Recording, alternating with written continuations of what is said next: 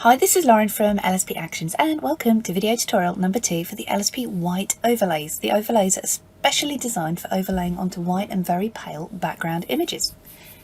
If you've missed video number 1, which shows you how to get the actions into Photoshop and working and how to unzip and extract and use the LSP white texture overlays, please do watch video 1.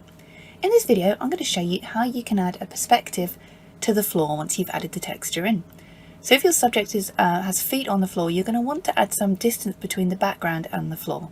I'm going to show you how you can really easily do that. So first we're going to come up here to apply the texture or the overlay. So I'm just going to click on this again. If I'm going too fast, please do watch video 1. And which one should we choose? Let's choose a different one to the one I've had before. How about painted drop? We'll pop that one in. So you can resize this in to cover your image and hit enter, double click or hit the checkbox.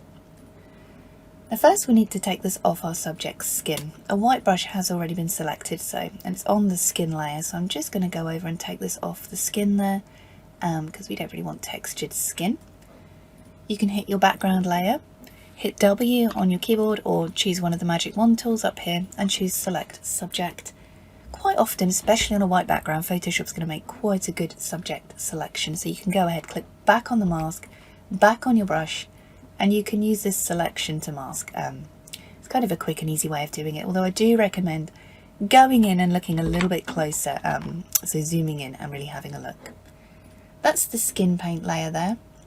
You can click on the white mask of the texture layer and choose a black brush to completely paint the texture, toning away from your subject as well if you wanted to. Now let's go ahead and add this floor perspective. It's really very important that you click on the texture layer or you're going to add perspective to something completely different, which you don't want to do. So make sure you've selected the texture layer first. Come down and hit add floor perspective for full portrait. A little reminder comes up to grab the marquee tool and select the floor area of your image. The marquee tool is this rectangular box up here with the dotted lines around it. So I like to start in the bottom corner, come all the way along, and then bring this up to where the floor ends and the wall starts in your background. When you're selected and you make sure you're on your texture layer, continue with the floor perspective action and it brings up this perspective box, so you can literally grab one of the bottom corners and begin to drag this out as much or as little as you want to create that perspective. Go ahead and hit enter or the checkbox. The action finishes playing and now you've got a floor to your image, so it looks like this is a real background overlay.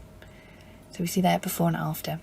So that's how you use the add texture floor perspective to your texture using these actions.